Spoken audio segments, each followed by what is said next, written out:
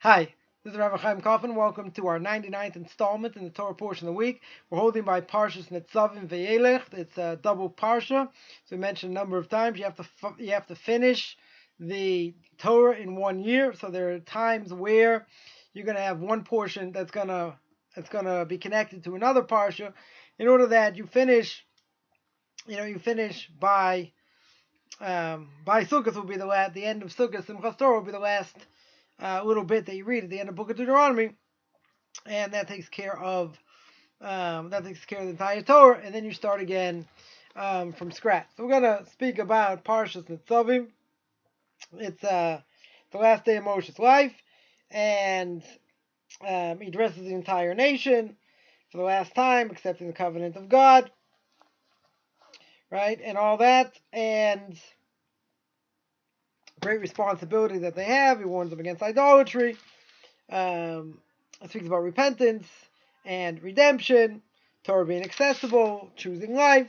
So an interesting verse here, verse 29, chapter 28. It says, "The hidden sins are for Hashem, our God, but the revealed sins are for our children forever." Carry out the words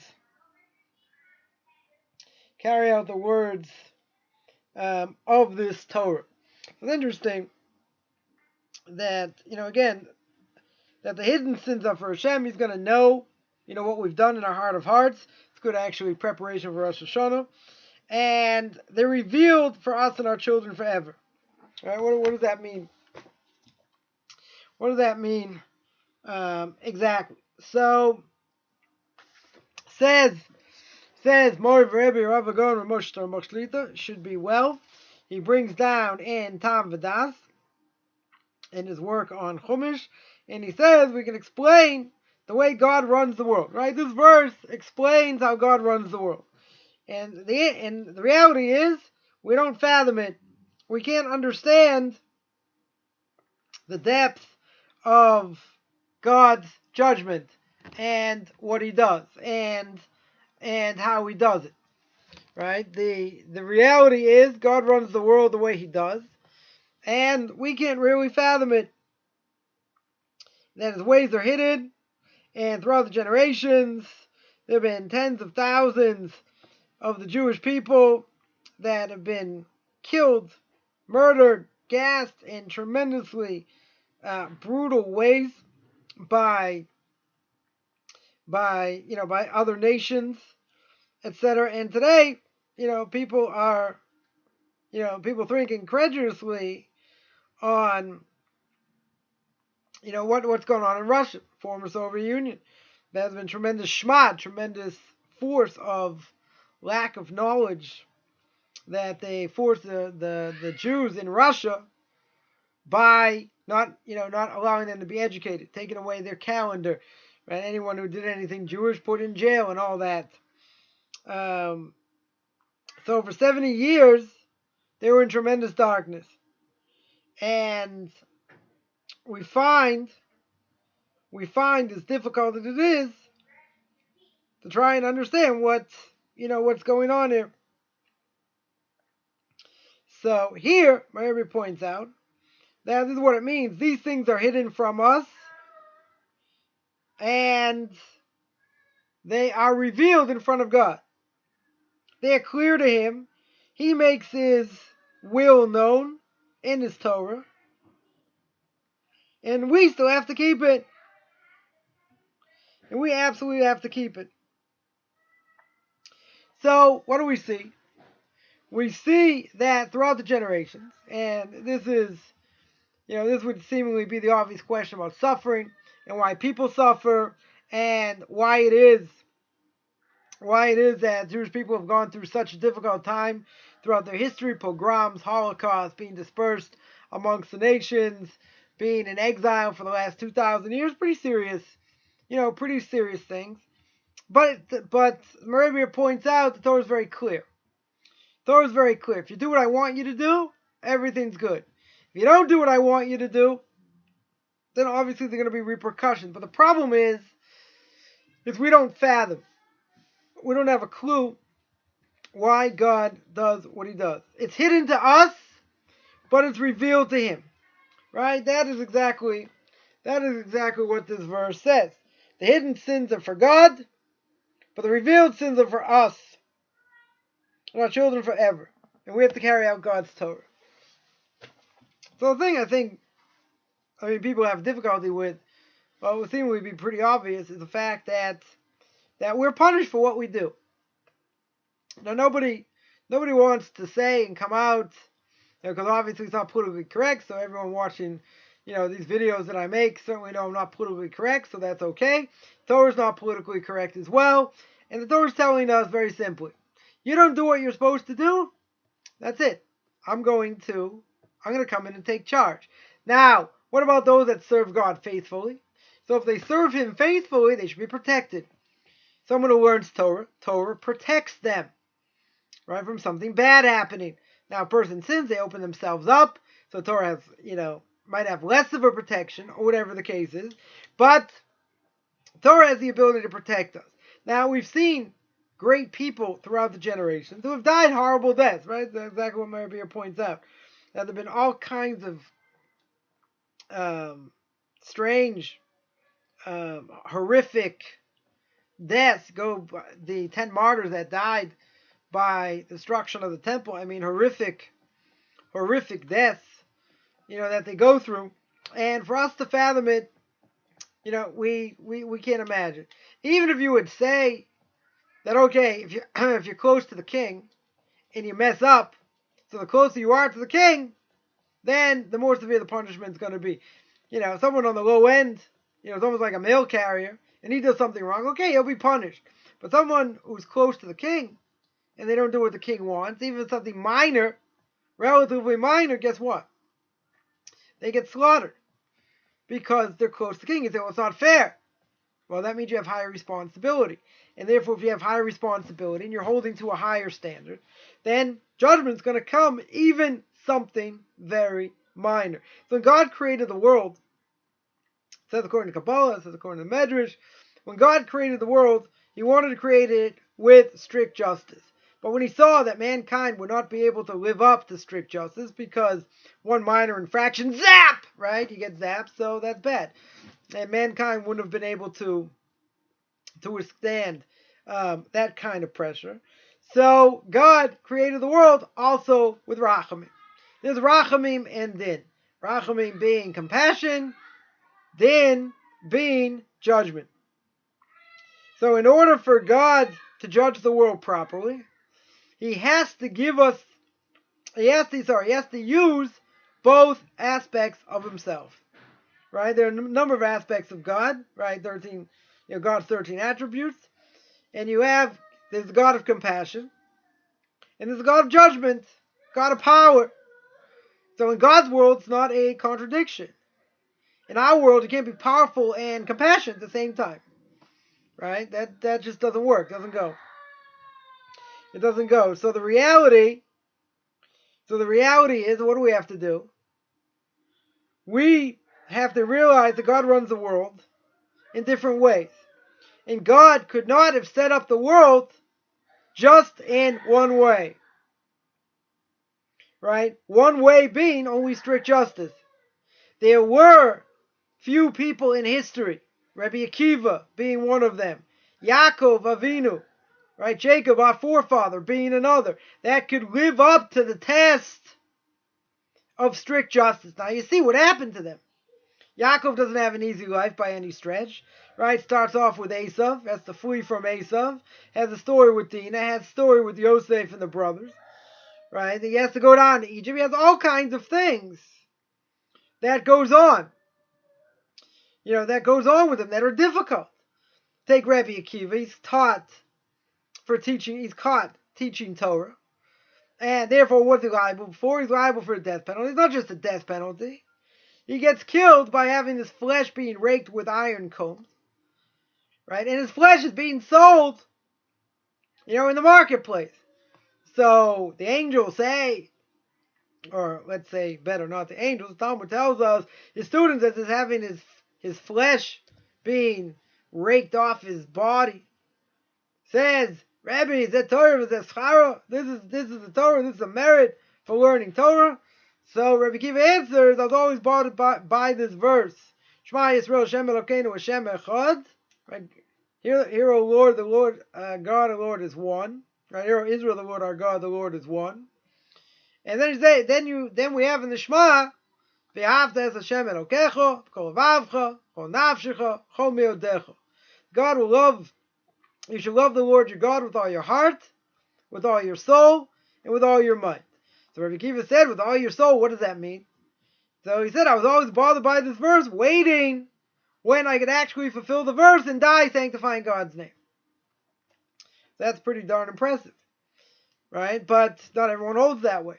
We're not looking to be masochists. We're not looking to die sanctifying God's name. If it happens that a non-Jew or Jew comes up to a Jew and says, bow down to this guy in a stick, right? Reference to JC or Mr. Buddha, short little fat guy, whoever it is, bow down or you're going to die anytime, any place.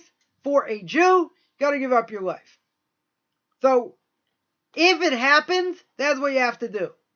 Do I want to do it? Not interested. I'm not interested in sanctifying God's name and giving my life up.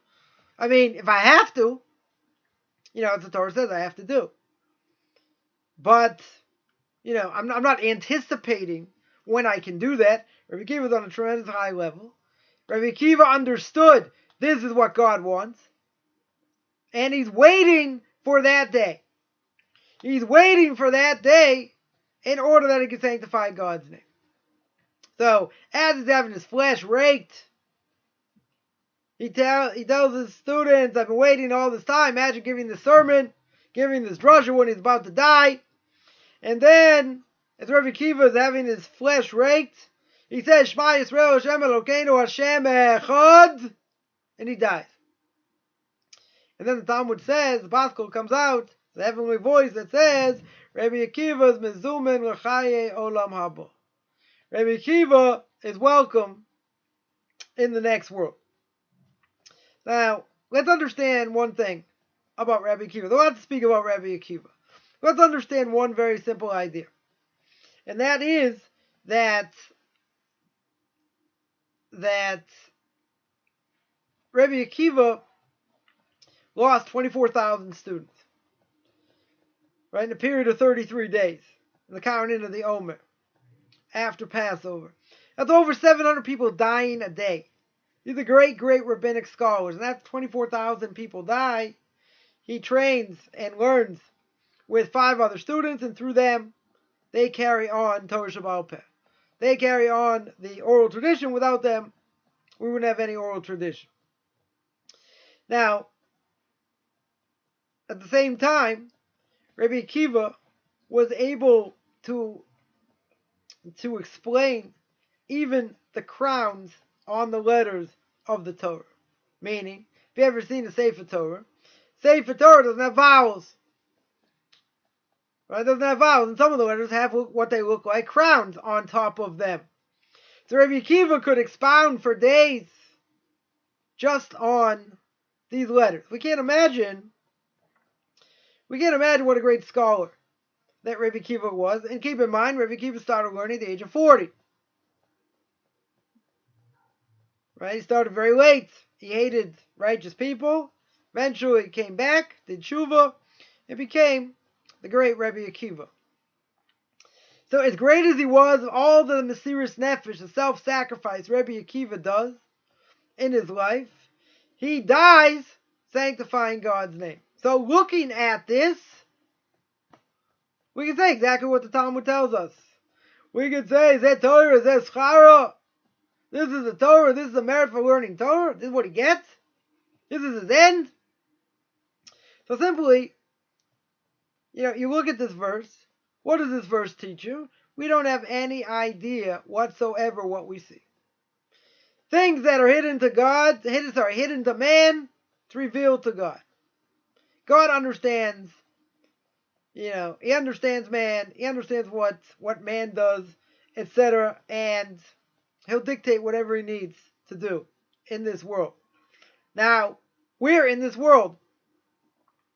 We don't always fathom why God does what he does. But as Meribir points out, what God does and exacts out is tremendous judgment. And it's always measure for measure. We're just not privy to why he's doing what he's doing, at that time. Especially when you look at the Jewish people and how they've been dispersed. They've been, taken away from their homeland, have their temple destroyed, and all that. Any other nation would have disappeared. Right? But all these nations that subjugated the Jews, they're all disappeared. Right? Most of them disappeared. So, that being said, it's kind of ironic that the Jewish people are still here. But keep in mind, the Jews have stuck to the Torah. And even in the darkest of times, they still have stuck to Torah. Right? Still have wanted to keep its holy message. Regardless of what God throws at us. This is what my Rebbe says. Right? He says a lot in a bunch of different places. He says that we only see what God does. And we see it's all good. We don't understand it.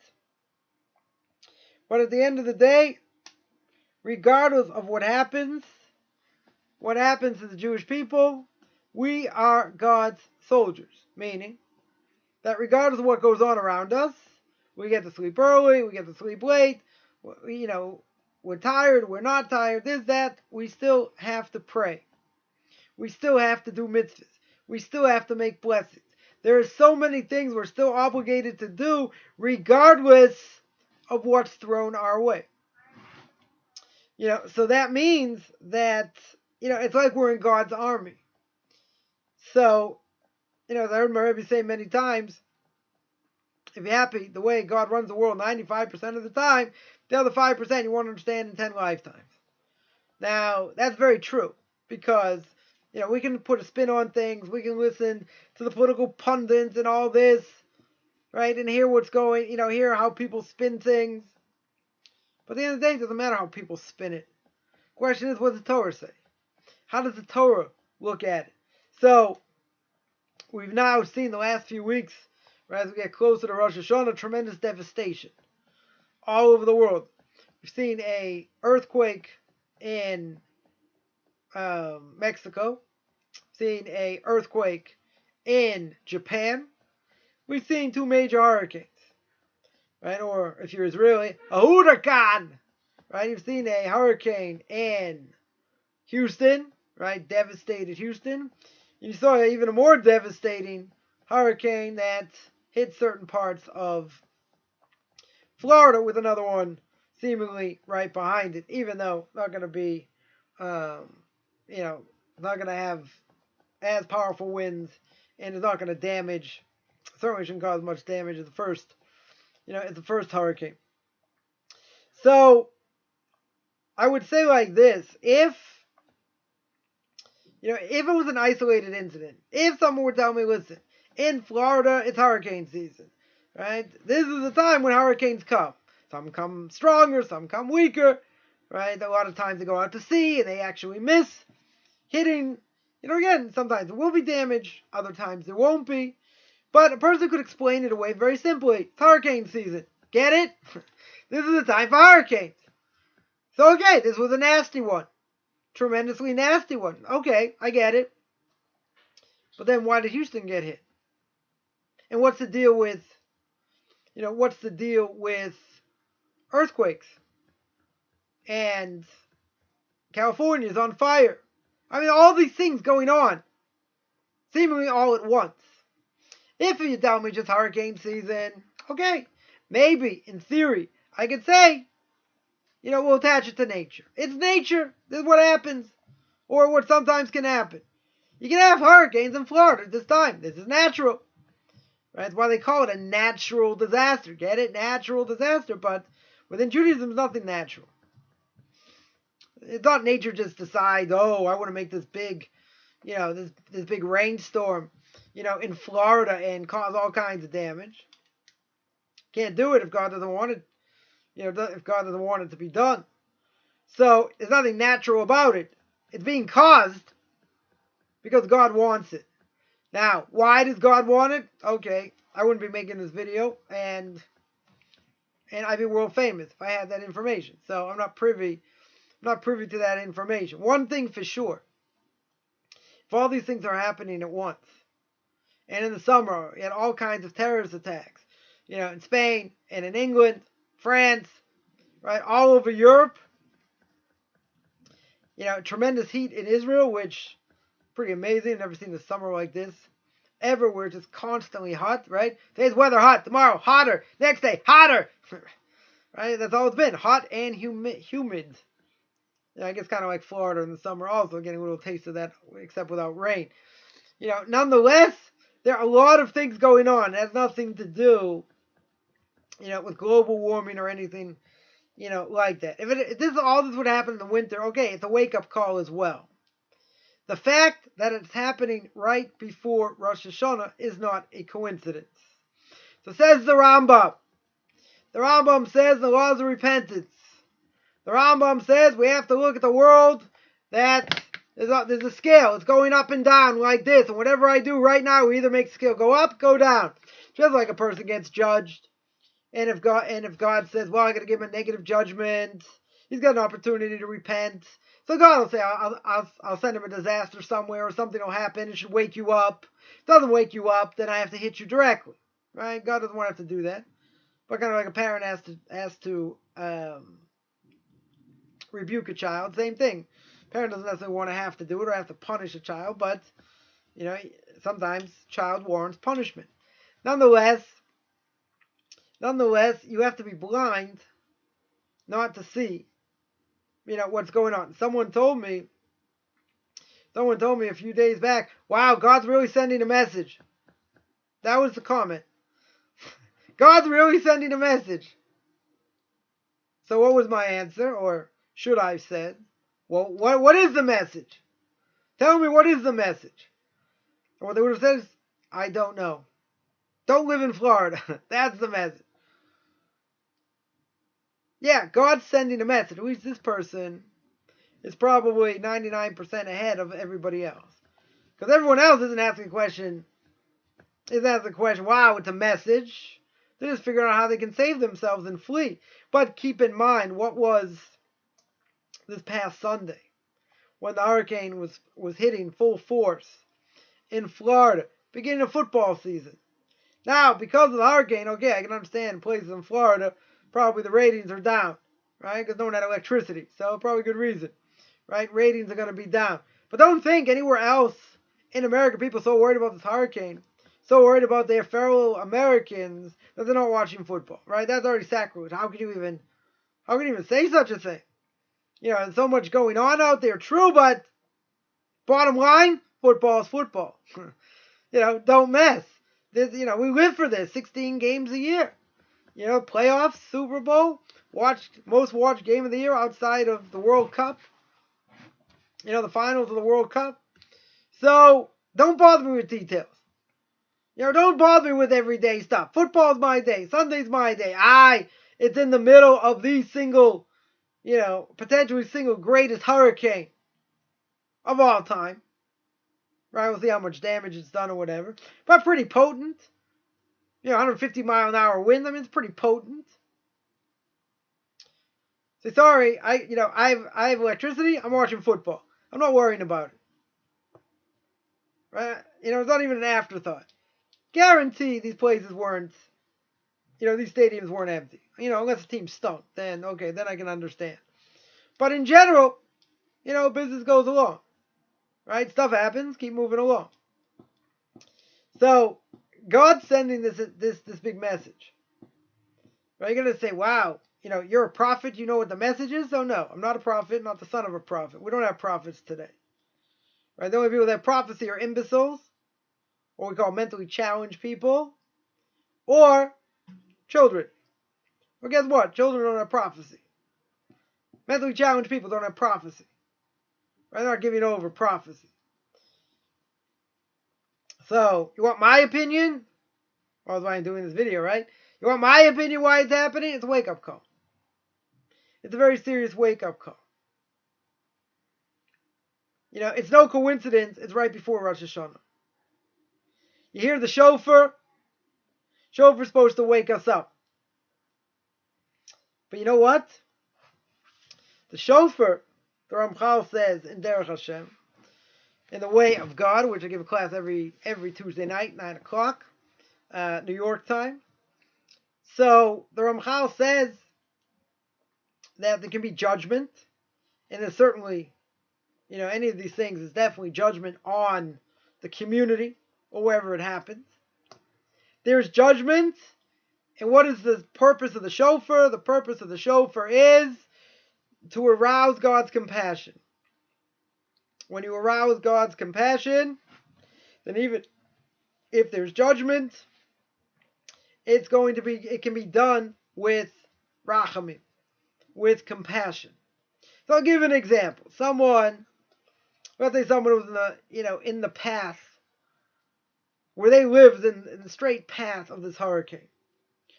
Now, let's say their house gets damaged, or their apartment gets damaged. Not destroyed, gets damaged, right? There's water damage. So, okay, sofas have to be thrown out, carpet has to be ripped up, right? It's going to cost money to fix up. True. Now, how does the person look at it?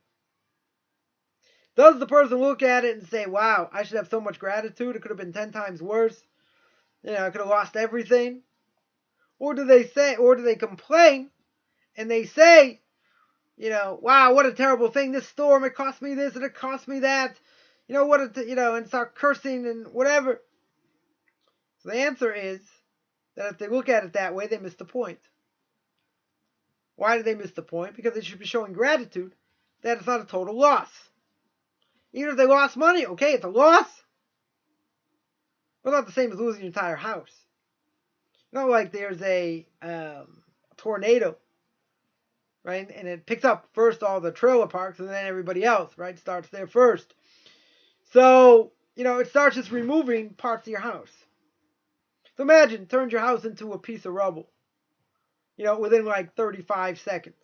That's disaster. That's total loss. That's wipeout. And that's also judgment. So now imagine, even if there was a tornado, imagine it did minimal damage. Did damage, but did minimal damage. Nothing earth-shattering. Get fixed, replaced, this, that. How much gratitude is the person going to have at that point? Does it change their everyday life? So the answer to both is probably not. But say, boy, was I lucky. Could be. But see, we don't believe in luck. So it could be, this is, look at the negative side first. It could be that a person will have his merits that he's done for the mitzvahs that he's done. So let's say he's got 300 points, or 1,000,000 points, or whatever the case is. And here something bad was supposed to happen, but these points protect him. So instead of having 300 points, he loses 100. He's down to 200. In other words, they protected him from death. They protected him from this house being destroyed, but there's damage. So the damage offsets, takes away from some of the points that he gets. Right? That's one way of looking at it. Another way of looking at it is, if a person had damage, even if it's relatively serious damage, do they have their life? Did anybody die? Right? Let's say nobody died. Make it easy. You're alive. Things can be replaced. Right? People cannot be replaced. Nonetheless, are they grateful? Do they realize that with this tornado, this is an open miracle, I'm still here? And my house is, there was damage, but wasn't serious damage. How grateful are they?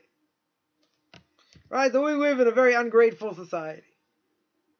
Everything's about me, me, me, me, me. All 5 of us.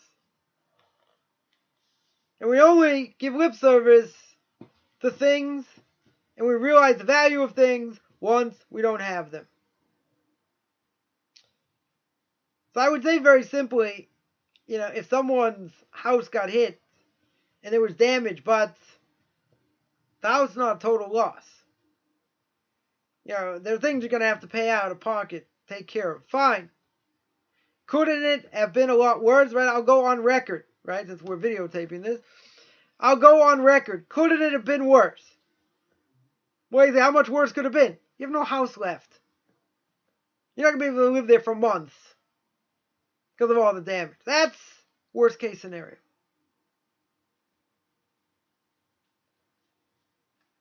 So, a person has minimal damage or no damage.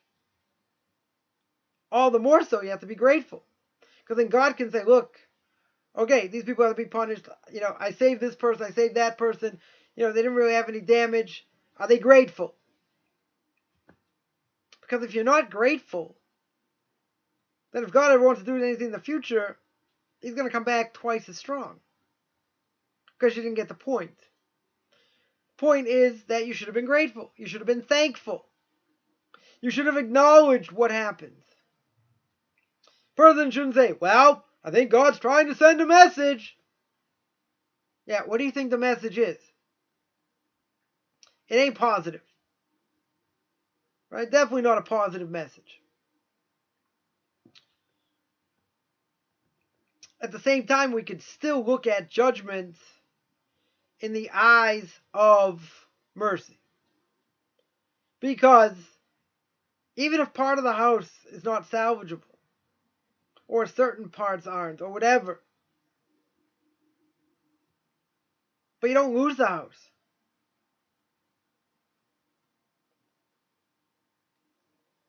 So, shouldn't you be grateful? Shouldn't that open your heart to be tremendously grateful for what happened? So we can't say why things happen. We can say that, yeah, God's knocking on the door. Gee, I wonder why this has happened. I wonder what the message God is giving us. You know what the message is?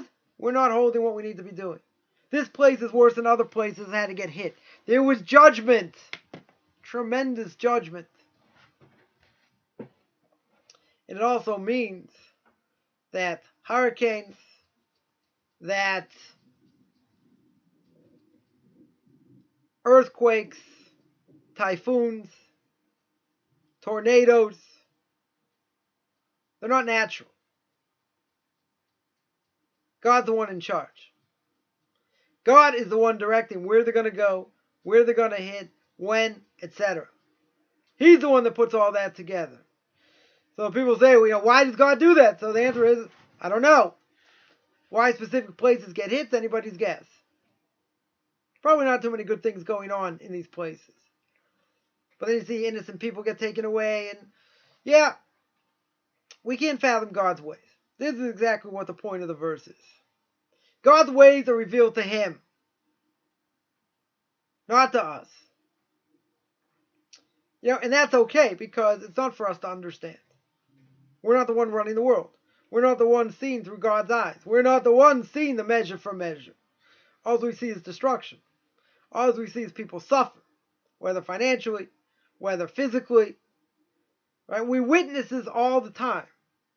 But nobody in their right mind is going to say it's because of what I did. It's only because, this stuff happens. And because it happens, it's like God is not in charge. God forbid. So, what's the message? The message is, we're a week away from Rosh Hashanah. The message is, listen to the shofar. Internalize the message. Bend your will to God's will. Bend yourself to what God wants us to do. Don't make Torah in your own image.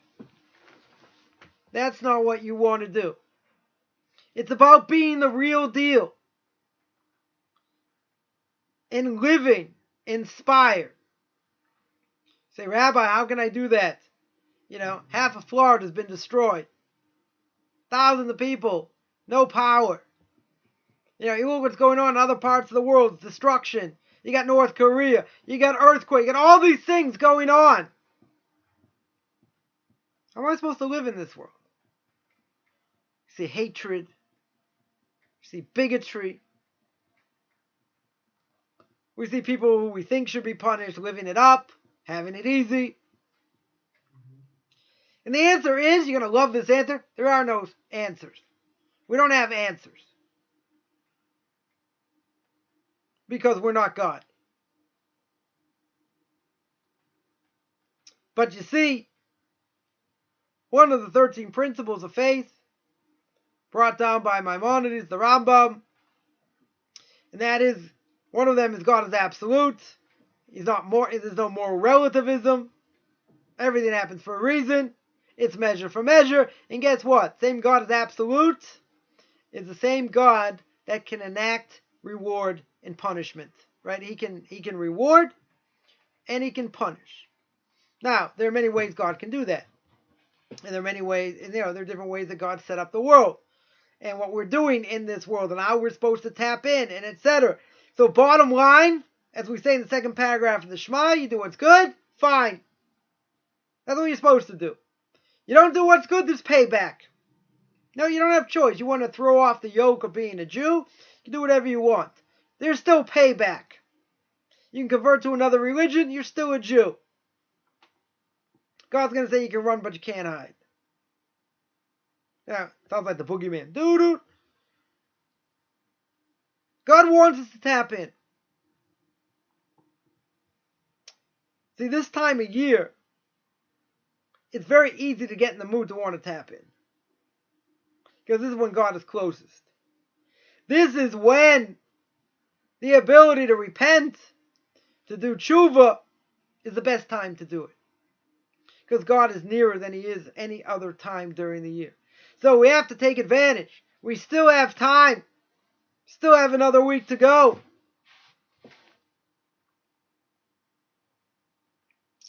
But even if we don't fully understand why things happen, right, that we're never going to get. You know, the why, we know why specifically there. We can conjecture, but we don't know. One thing we do know.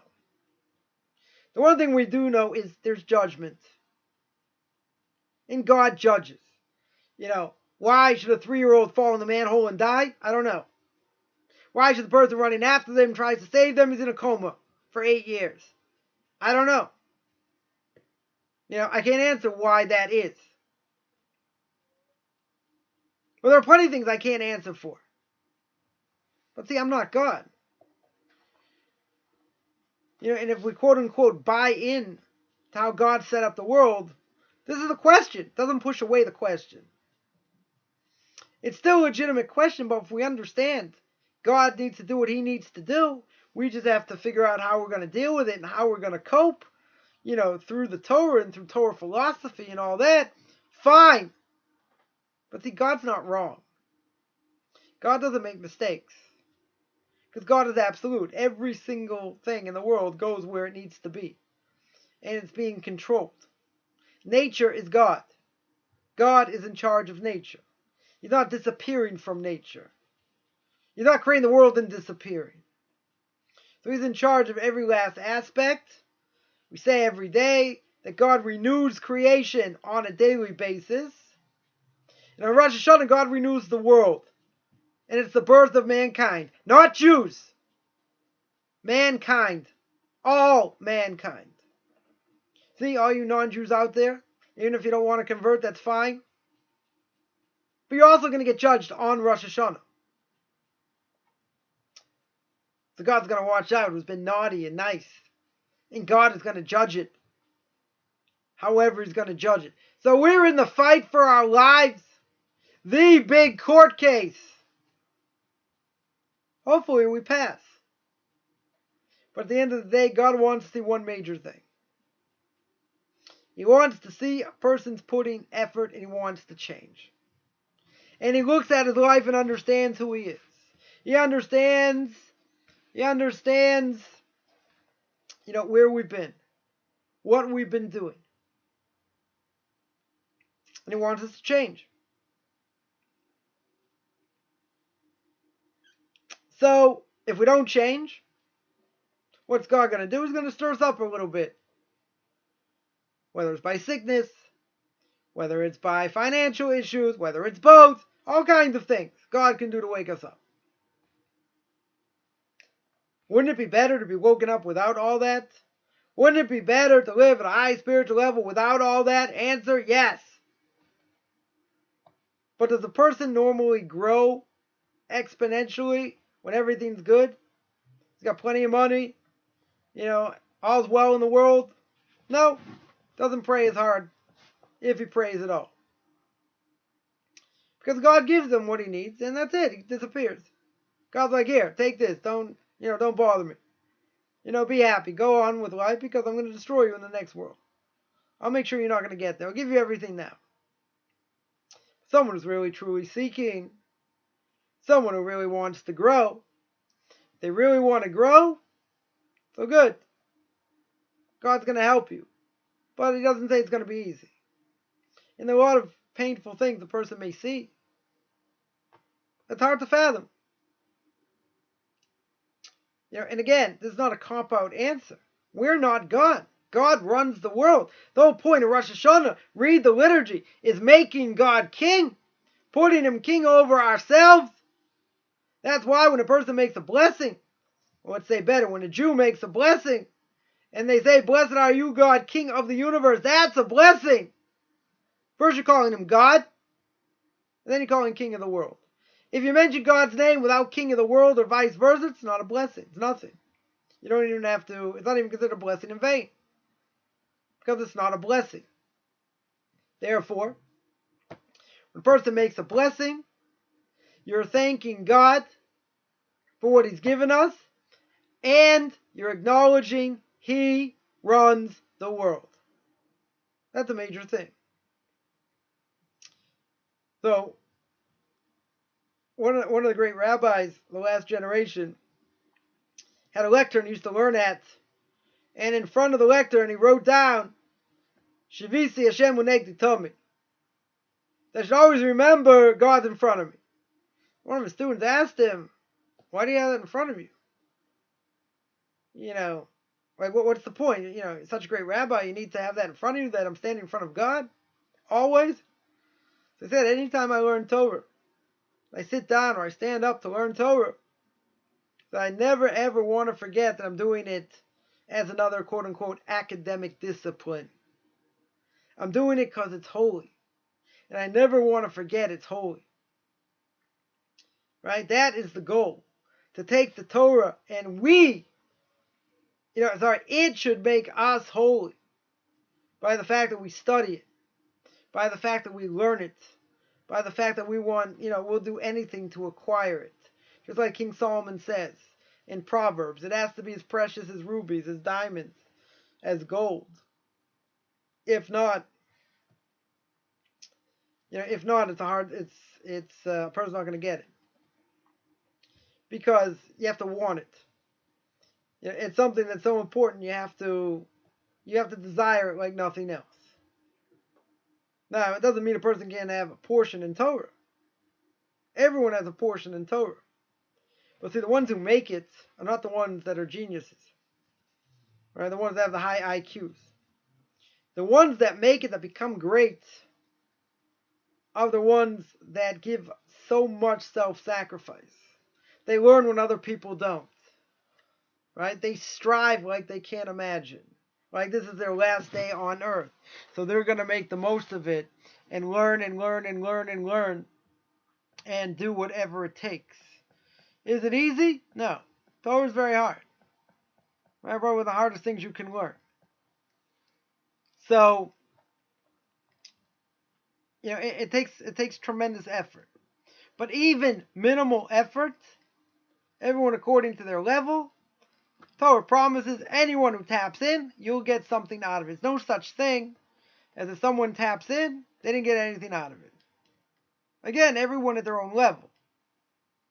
But that's the power. The people say, he just sits and learns all day, doesn't do anything for the world. These people are upholding the world. Anyone who learns Torah is upholding the world. It has nothing to do with Kabbalah. They are taking these messages, these eternal messages, putting it within them. And they're living it to the highest degree that they can. in this physical world. You might say, wow, we live in such a weak generation. True. So what? I should give up? I shouldn't shake my lulav on Sukkot? Shouldn't make God king on Rosh Hashanah? Just give up? Some people will. They just say, the evil inclination takes over and say, it's too hard. Not going to change.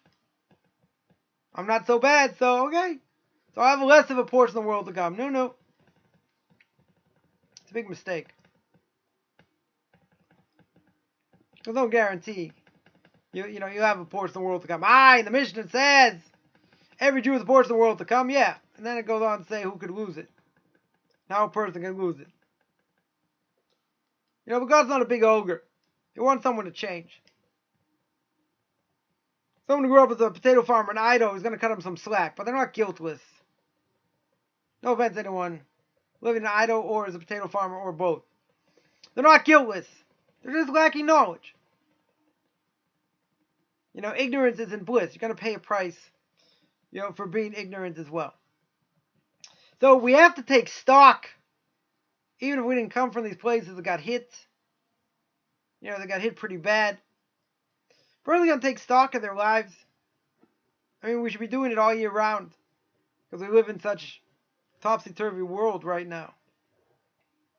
We have to take stock. Rosh Hashanah is a great time to do that. This just gives us more impetus, to realize that, we're the elements. We have no control. We have no power. Yeah, we maybe see it coming. Now we can see it coming through technology, but what are you going to do? It's going to run away. Board up your house. Can't stop it. No possible way to stop it. It's on course. It's on course. Sometimes it go off course. Whatever. It's being directed. And if it's being directed to certain places for certain reasons. Some are more obvious than others. But make no mistake, there's nothing natural about it at all. Nature is God. He's the one in control. If for one split second he takes his mind off, the world goes back to original chaos, Genesis chapter 1, verse 2. Or, I'm always fond of saying the back of that Led Zeppelin album. Right? Chaos. That's what it looks like. And that's bad. You know why it's bad? You wouldn't have to watch this video. We wouldn't be here. We'd be totally gonzo. So with all these things going on, especially, terrorism, I'm not going to forget that because it's still around. It's all about us. It's all about what we do. We can either bring in the redemption, comes easy, everyone does the will of God, or God can beat it out of us.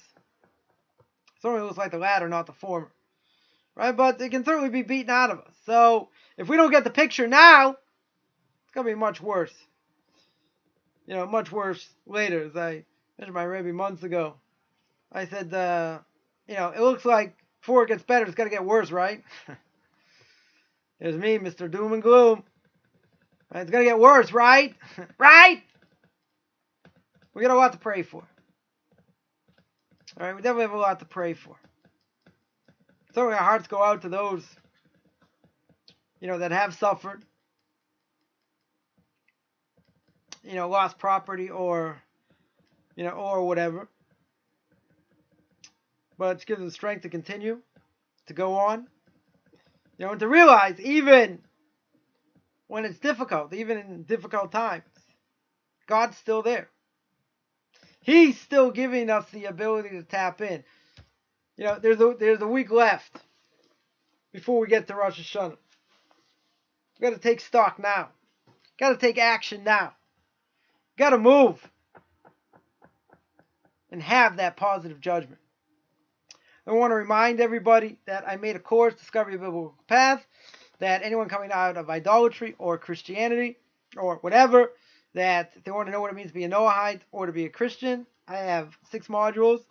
And I go through some of the Jewish holidays, what it means to be a Noahide, how to find a mentor, a rabbi, community, different issues you'll come up against, etc., family and friends. Also, there are 7 interviews of people that either converted in the conversion process, didn't finish, or they are Noahides. So you can find that on my Facebook fan page, Beyond Orthodox Conversion in Judaism. Beyond Noahides or orthodoxconversion.com. I also have Intro to Kabbalah class, which just finished the mystical aspects of Rosh Hashanah Yom Kippur, as well as Passover and Sukkot. So that's every Tuesday night, 9 o'clock. Usually every Tuesday, 10 o'clock in the morning, New York time. Thursday at 2 o'clock in the afternoon, New York time. It's a question and answer session. Anyone can come to that. I also do every other week Tanakh Talk, controversial issues. That's usually Wednesdays or every other Wednesday, 8 o'clock Central Time for controversial issues. Find that on TanakhTalk.com, TNAKTALK.com, or Tanakh Talk on YouTube. Also, I also give conversion classes. Anyone interested in conversion or being a Noahide, I have Noahide classes as well. And anyone who wants to contact me, feel free. Contact me at rabbichaimkoffman@gmail.com, RABBICHAIMCOFFMAN @gmail.com. Wishing everyone a great Shabbos.